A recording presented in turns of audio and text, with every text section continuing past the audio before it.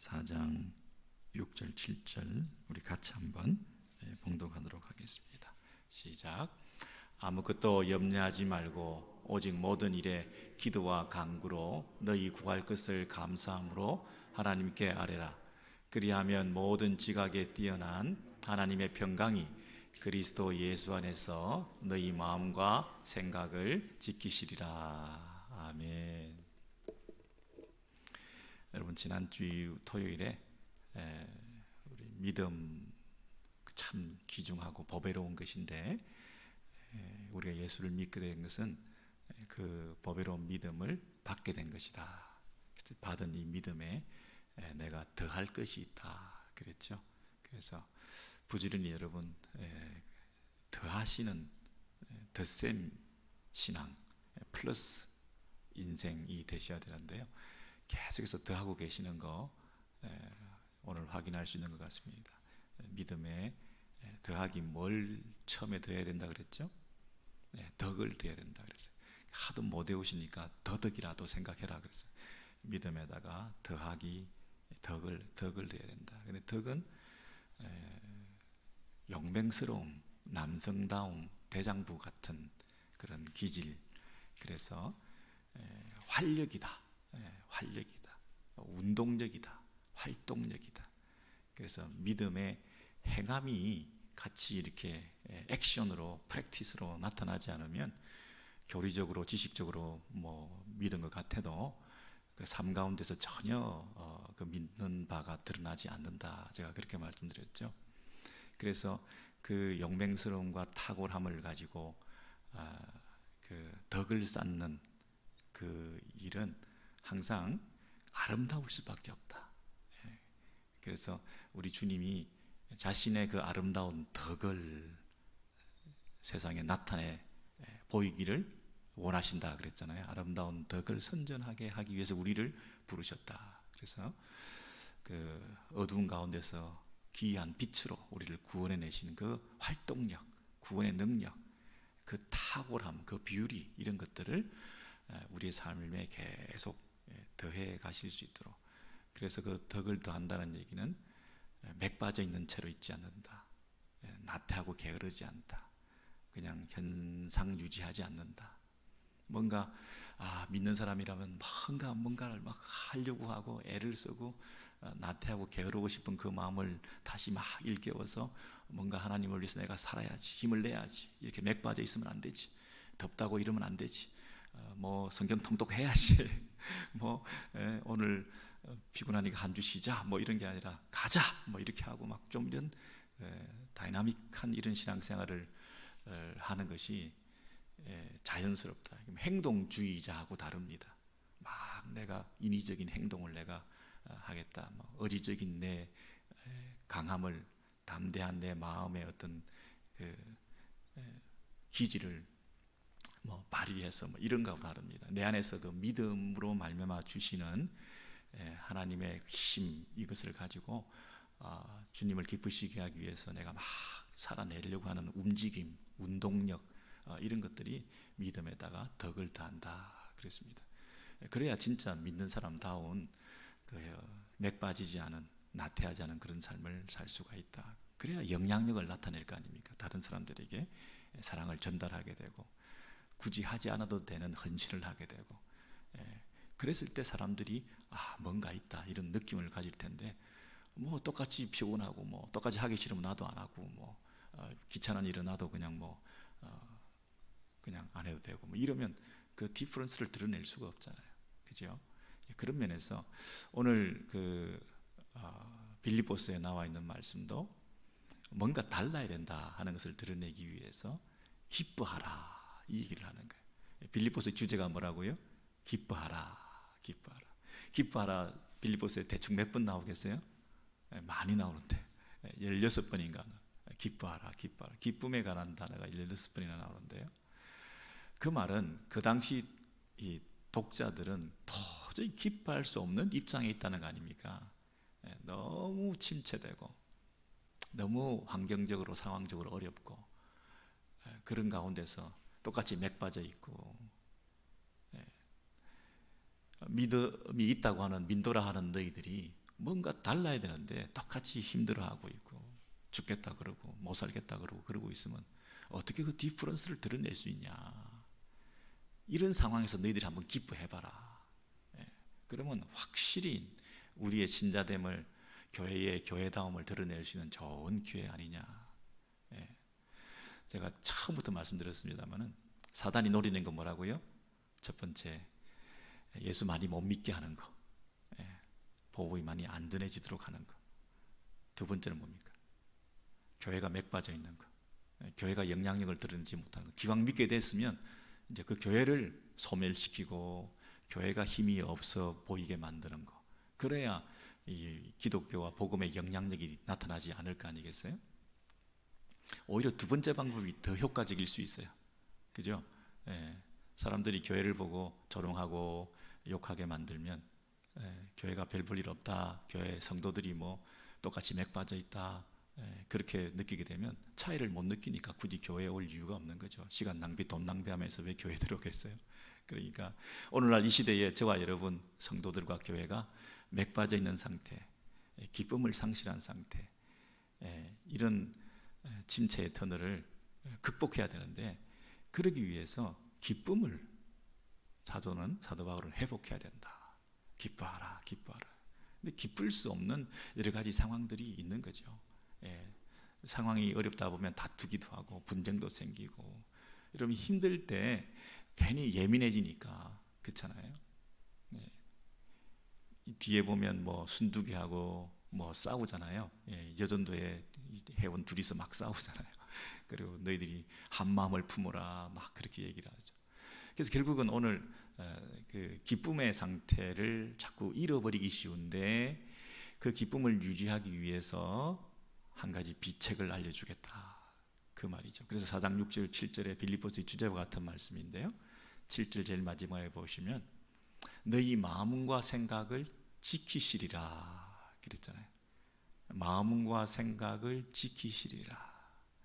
이 마음과 생각을 지키지 못하니까 기쁨도 잃어버리고 다투기도 하고 그러는 거거든요.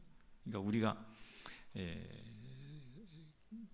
성도라고 한다면, 우리가 교회 안에 있다고 한다면, 그리고 교인으로서 가정에서 아내로서, 남편으로서, 부모로서, 자녀로서, 직장에서 사회생활하면서 교인으로서 살려고 하면 제일 먼저 뭐 해야 된다고요? 마음과 생각을 지키는 걸 해야 된다. 이 마음과 생각을 잘 지켜야 하나님의 그 평강이 우리 안에 있을 수 있다. 그래서 환경과 상관없는 기쁨을 늘 유지할 수 있다.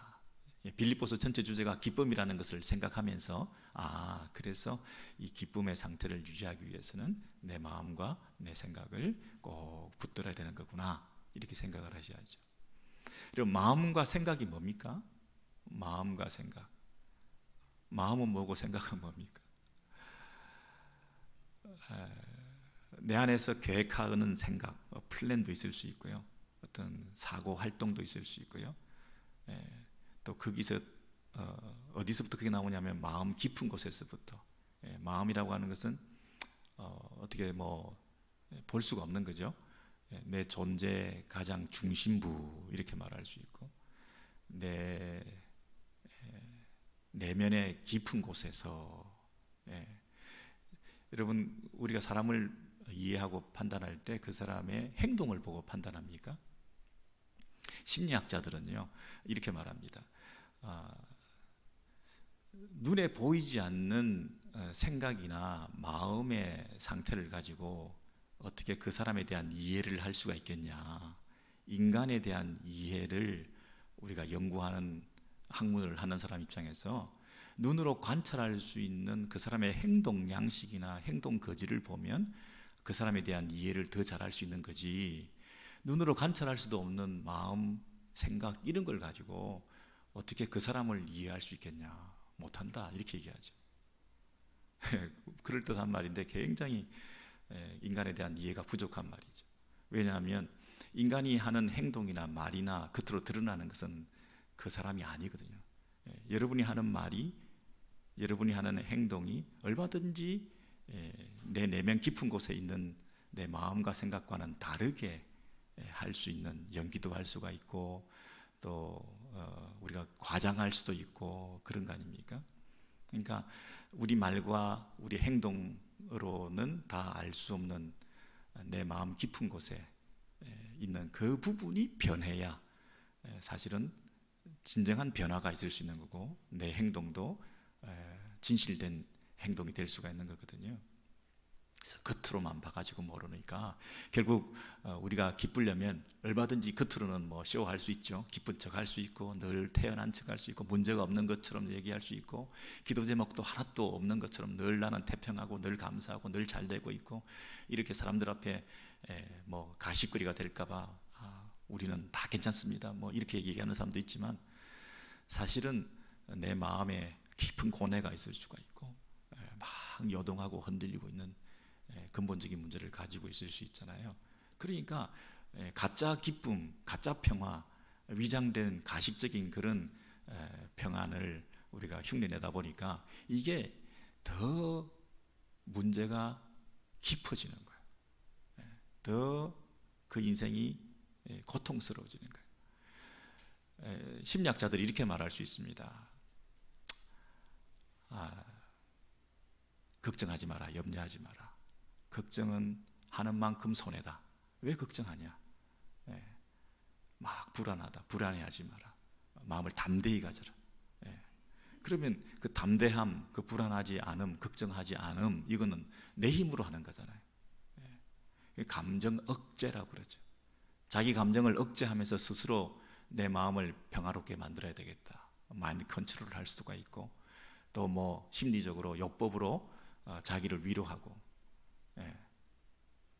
뭐 이 또한 지나가리 이런 말을 하면서 뭐 태연한 척하고 지나갈 거다, 지나갈 거다. 자기 암시, 자기 체면을 거는 거죠. 하늘은 스스로 돕는 자를 돕는다. 내가 열심히 해야지. 그러면서 내가 막 이렇게 애를 쓰면 모든 게 다 잘 될 거다. 그런 식으로 이 내 안의 감정과 요동하는 불안한, 이 걱정하고 염려하는 이런 부분들을 잠재우고, 때로는 내가 너무 잘했어, 나에게 상 줘야지, 자기를 어떤 면에서는 스스로 인정해주고 자기에 대해서 스스로 상을 주고 이러면서 자기를 지켜나가려고 하는 그런 모습들이 뭐 그냥 우리가 그럴싸하잖아요. 그리고 잘못된 거 아닌 거거든요. 그리고 그게 일시적인 효과가 얼마든지 있을 수 있잖아요. 그게 통하잖아요. 그러니까 상담도 하고 병원도 다니고 정신과 치료도 받고, 우리가 많은 사람들 만나서 대화도 하고 수다로 테라피도 하기도 하고, 실컷 떠들고 나면 뭐 평화로운 마음이 찾아온 것 같기도 하고, 아니면 약물에 의존하기도 하고, 이렇게 해서 그 문제를 치료해 가는 거죠. 심리적 상담학적 요법과 약물을 병행하면서 나의 마음의 문제들을 해결해 가려고 하는 거죠. 그게 잘못된 것은 아니죠. 그게 도움이 되죠. 근데 그 감정 억제라는 것을 계속 하다 보면 차라리 발산한 것보다 더 큰 문제를 야기할 수가 있어요. 시간이 지나가다 보면 억제되어 있는 게 없어진 게 아니기 때문에 어느 날 물러났던 게 터져버리잖아요. 그러니 이런 방법으로 내 마음과 생각을 지킬 수 있을까? 자기가 자기를 달래어서 내가 내 힘을 가지고 감정을 억누르면서 참아내면서, 나는 원래 참을성이 많은 사람이니까 그런 방식으로 우리가 많이 해결해 보려고 했고, 어떤 교묘하게 위장된 심리학이 기독교 신앙에 들어와서 오히려 기독교 신앙을 좀먹는 결과를 초래할 수 있죠.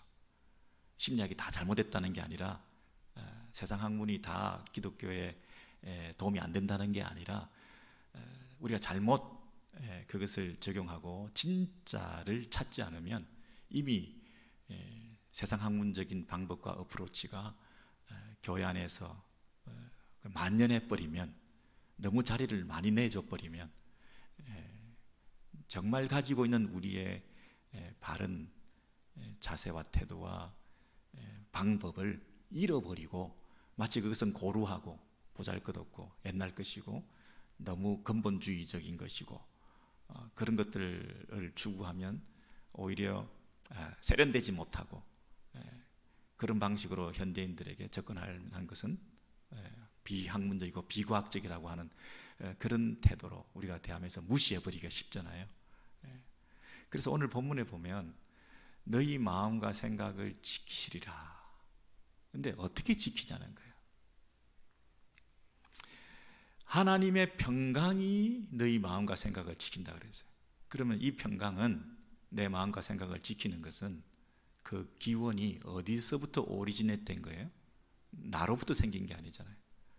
하나님의 평강이, 하나님이 주시는 평강이 신적 기원을 가지는 거잖아요. 선물로서 받는 거잖아요. 내가 만들어내는 게 아니잖아요. 하나님이 주시는 하나님의 평강, 그 소속도, 기원도, 그 성격도 신적인 것으로부터, 신적으로부터 유래하는 것으로부터 주시는 은혜와 선물로서 받는 평강이 내 안에 있다. 그래서 그것이 마음과 생각을 지킨다. 그게 해결이거든요. 내 마음을 걱정과 불안과 조급함과 염려와 이런 것들로 막 세상적인 염려들이 그렇게 많이 가득 차서 내가 힘들어할 때 이것을 어떻게 해결해서 기쁨의 상태를 회복할 수 있느냐? 그것은 내가 어떻게 해서 되는 게 아니라는 거예요. 하나님의 평강이. 여러분 생각해 보세요. 내 마음과 생각을 내가 지킬 수 있는지 한번 해보세요. 여러분의 그 행동은 여러분이 지배할 수 있고 통제할 수 있습니다. 예를 들면 피곤하다 자자. 그러면 잠자리에 드는 거, 자리에 눕는 거, 눈을 감는 거, 그건 여러분의 행동을 여러분이 통제한 것 같죠. 그냥 자자 이제 자자. 근데 그때부터 막 피곤할수록 생각이 꼬리에 꼬리를 무는 거예요. 오히려 더 못 자. 자자고 할 때 더 안 자지는 거예요. 이건 어떻게 되는 거예요? 내 생각이 내 마음대로 조정이 안 돼. 이 통제 밖에 있는 내 제어 능력이 작동하지 않는 부분이 있는 거죠. 그러니까 내 마음과 생각을 내가 통제할 수 없다 하는 것을 우리가 느끼잖아요. 상상력, 이건 뭐 상상이 계속, 생각이 계속 어디까지 가냐면 막 꼬리를 물다 보면 전혀 엉망진창인 곳에까지 가서 내가 왜 이런 생각을 하고 있지? 할 정도로 내 통제 영역 밖에 있다는 거예요. 내가 할 수 없는, 제가 할 수 없는 그런 내 마음과 생각을, 그러면 누가 이걸 지킬 건가? 지킨다는 단어가 참 중요한 단어인데요. 수비대가 둘러싼다 이런 뜻이에요. 보초를 세운다. 지킨다는 말은 딱 지키고 서 있는 거예요. 침범하지 못하도록. 주둔군을 불러들여 가지고 내 마음의 성벽을 둘러싸서 꽉 지키고 있는 상태. 여러분 그림을 그리세요. 그림을 그리시라고. 어떤 그림? 성이 있는데 그 성벽 주변에 빽빽히 주둔군들을, 보초들을 다 불러가서 수비대라 그러죠. 수비대를 불러들여서 그 주변에 딱 둘러싸고 있는 상태. 그러면 그 성 안에는 뭐가 있어요? 평안이 있는 거죠. 안전함이 있는 거죠. 그 상태.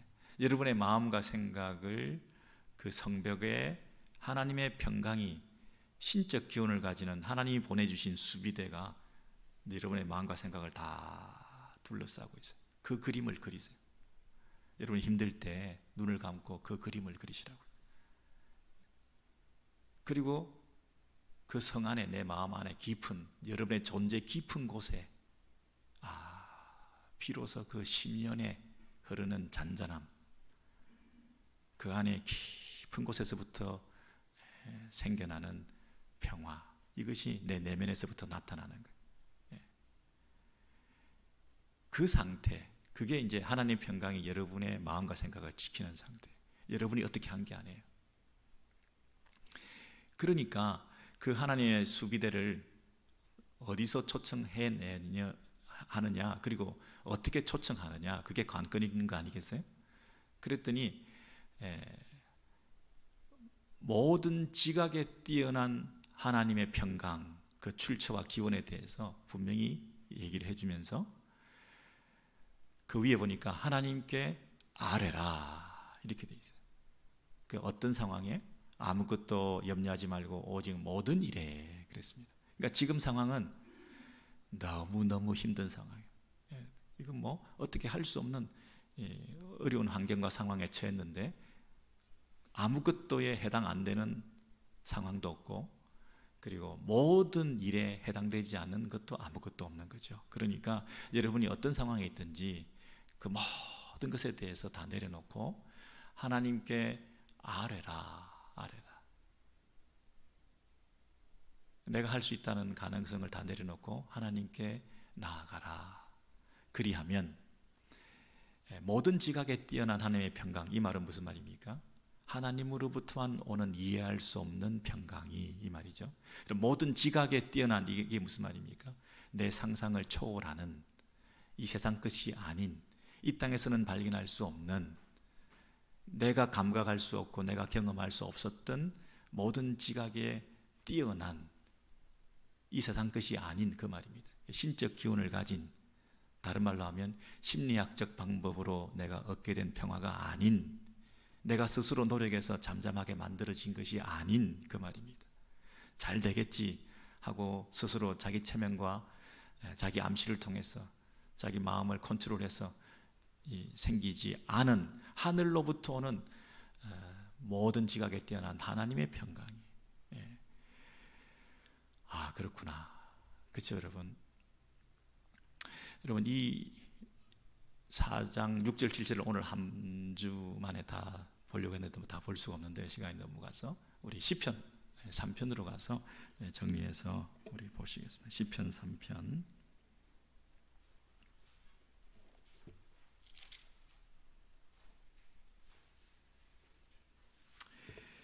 구약에도 똑같은 신앙을 가진, 믿음을 가진 분이 이런 어려움을 당했을 때 문제를 이렇게 풀어갔을까? 그래야 서로 상통해야 이게 진리로 우리가 받아들일 수 있을 거 아니겠어요? 사도 바울이 가진 이런 모습은 구약에도 이미 다윗이 우리에게 알려주셨구나. 시편 3편에 보시면 5절 보시고요. 5절 3편 5절에 보시면 우리 같이 읽겠습니다. 시작. 내가 누워 자고 깨었으니 여호와께서 나를 붙드심이로다. 천만인이 나를 둘러치려 하여도 나는 두려워 아니하리이다. 여러분, 내가 누울 수 있죠. 행동을 제어해서 눕자, 그리고 누워서 이제 자자 이렇게 생각하고 눈을 감았는데 잠이 와야 말이죠. 근데 잤는데 또 깨는 거, 이것도 깬다는 보장이 없죠. 우리는 당연히 눕고 자면 내가 깼다고 생각하는데 주무시면서 소천하시는 분도 계시잖아요. 자는 동안에 적들이 와서 찌르는 수도 있잖아요. 별일이 다 할 수 있는데 깨는 것도 여호와께서 나를 붙드심이로다. 여호와께서 붙드셨기 때문이다, 이렇게 돼 있는 거죠. 영어 성경을 보시면 여호와께서 나를 붙드셨기 때문이다. 언제부터? 내가 누울 때부터, 자는 동안에도, 그리고 마지막에 깨는 순간에도 도대체 모든 과정이 하나님께서 나와 함께 하셨다, 이렇게 얘기를 하죠. 근데 천만인이 나를 둘러치려 하여도 나는 두려워 아니하리이다. 내 마음의 성벽을 밖에서 천만인이 와서 둘러치려 하고 있지만 나는 뭐가 있다고요? 하나님의 평강의 수비대가 내 마음의 성벽을 둘러싸고 있기 때문에 내 마음 안에는 뭐가 있어요? 평강이, 두려움이 없다, 평강이 있다. 이 세상의 이 시인의 그 현재 상황을 여러분 아시죠? 시편 3편 1절부터 보시면 전쟁 상황입니다. 전쟁 상황. 전쟁 중에 여호와여 나의 대적이 어찌 그리 많은지요. 일어나 나를 치는 자가 만소이다. 많은 사람이 있어 나를 가리켜 말하기를 저는 하나님께 도움을 얻지 못한다 하나이다. 하나님께 구원을 받지 못하고 도움을 얻지 못하는 버림받은 인생이다. 이제 꼼짝 못한다. 도간에 든 쥐다. 뭐 누구라도 하나님이라도 너 못 건져준다. 우리한테 다 죽는다. 이런 상황에서 3절 4절을 우리 같이 읽습니다. 시작. 여호와여 주는 나의 방패시요 나의 영광이시요 나의 머리를 드시는 자니이다. 내가 나의 목소리로 여호와께 부르짖으니 그 성산에서 응답하시는도다. 셀라. 하나님 앞에 기도하고 아까 똑같죠? 빌립보서 4장하고 모든 일에 아무것도 그런 상황적인 어려움이 있었는데 모든 걸 다 내려놓고 오직 하나님 앞에 아뢰라. 하나님께 나아가라.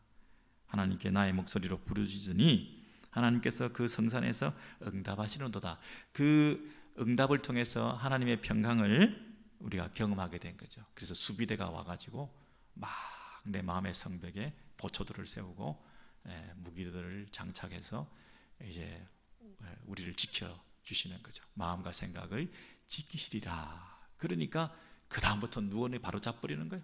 하나님의 평강이 전쟁통 속에서도 누워 자고 일어나고 하는 일상적 삶이 가능했다는 거죠. 막 걱정이다 호들갑을 떨고 이제는 어떡하냐, 일상의 삶을 다 던져버리고 예배도 안 되고 큐티도 안 되고 오늘은 쉬고 이런 어려운 일이 생겼는데 내가 지금 이러고 있을 때가 아니지. 막 뛰어다니고 막 불안하고 막 급하고 얼굴 표정이 일그러지고 잠도 안 오고 막 이런 상태에서 이 시인이 모든 것을 하나님 앞에 가지고 나아가서 아뢰고 수비대를 초청해서 내 마음을 먼저 지키고 문제 해결, 환경, 상황 이런 걸 아무 염려하지 말고 일단은 그거 다 해결하려고 하지 말고 내 마음과 생각부터 지켜야 되겠다.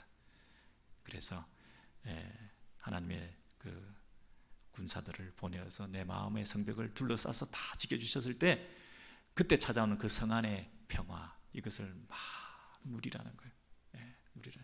이것부터 하라는 거예요. 그랬을 때 이 시인이 경험했던 그 전쟁통 속의 그 마음의 평화, 그 숙면 이런 것들을 통해서 담담이 생겨가지고 자고 일어나서 뭐라고 하냐면 못 살겠다 그게 아니라 아이 피곤하다 이게 아니라 천만인이 나를 둘러치려 해도 나는 두려워 아니하리라. 오히려 막 더 세게 나가는 거 있죠. 더 담대함을 가지고 용감하게 하루를 믿음으로 시작하게 된 거 있죠. 여러분 자고 일어나도 피곤하신 분들, 밤에 잠을 못 이루시는 분들 이 말씀으로 큰 위로와 새 힘을 얻으시기 바랍니다. 우리 다 같이 우리 찬송 한 장 더 하시죠.